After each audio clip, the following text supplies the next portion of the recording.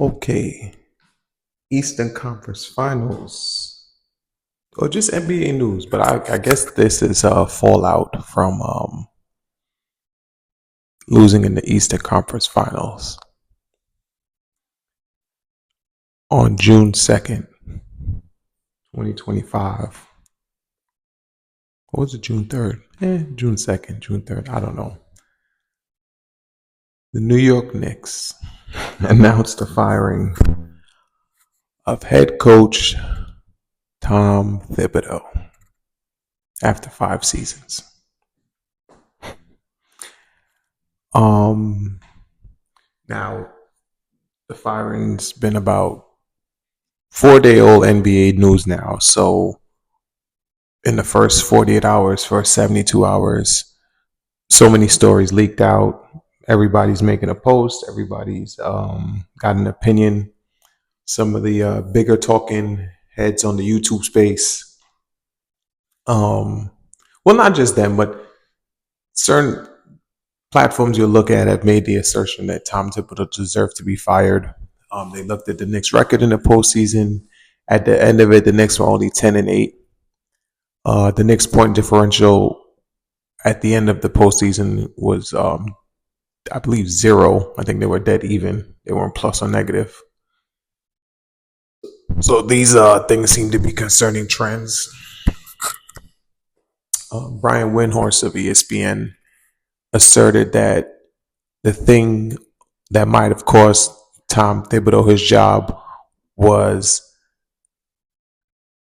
or one of the things at least, was Tibbs finally being more bendable, and going to his bench and trusting his players and mixing up his lineups.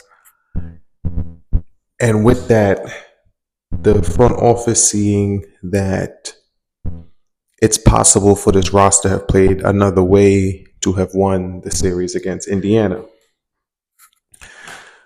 An interesting point I'd like to make is that would Tibbs have been fired if the New York Knicks, let's say Jason Tatum doesn't get hurt in the second round, the New York Knicks play a competitive 7-game series with the Boston Celtics and lose to the Celtics in 7 games? Celtics go on to lose to the Pacers. Would Tibbs have still been fired then? I don't know. But I think getting past the Celtics, the front office or the powers that be, I don't want to just put on the front office, because there's some reports coming out. I'm going to go into NBA gossip real quick. There's some reports coming out that Tibbs firing was the result of a power struggle between those that supported Tibbs and those who I don't want to say supported Worldwide West, but apparently Worldwide West went over Leon Rose's head, got in Dolan's ear, and told him it was time to move on from Tibbs. And Tibbs just signed an extension, I believe, last offseason that would pay him, I think, through 2028. Yeah, so I'm glad he's getting his money. I'm not mad at Tibbs. I think he did a phenomenal job. I'm of the mindset that I think Tibbs should have had another year.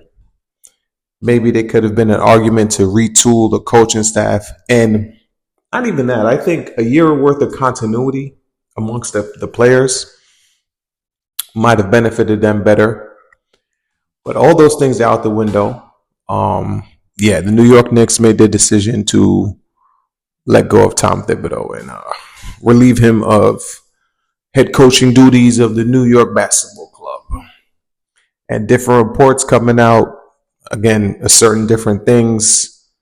I've heard stuff along with the Worldwide West. There's people in the Worldwide West reporting that, along with the reports that it's Worldwide West who sort of went above Leon Rose's head and got in Dolan's ear and was like, it's time to let go of Tibbs for whatever reasons. That's just speculation. I got no evidence to that, but other than it's just NBA gossip, saw it somewhere. Don't know. I don't work anywhere near the Knicks. But what I will say is that you guys better get the next head coach right. I've heard stuff like Johnny Bryant. Um, I've heard stuff like Ime Udoka. I've heard stuff like Jason Kidd. I wouldn't want to see Jason Kidd. Ime Udoka seemed interesting, but then you're going to have to give up draft compensation for either one of those coaches. I forgot who asserted this one, but Dan Hurley, Connecticut Huskies. I would take a. They should take a hard look at that one. They should definitely try to take a hard look at Dan Hurley with the Husky. Jay Wright, complete the Villanova Knicks thing. Go with Jay Wright. I've heard people say that Jay Wright. I don't know anything about Jay Wright other than he apparently coaches Villanova. People say he has a personality to handle the New York media. He's a sharp mind. I don't think there's too many basketball minds sharper than Tom Thibodeau. I remember Tom Thibodeau as sort of the defensive coordinator for that Boston Celtics championship team, and he's always done phenomenal stuff. And that's the thing too. With this roster that they had, this is not the kind of roster Tibbs would put together with defense in mind, but they played to their strengths. Like and subscribe for more content. I've got more stuff coming.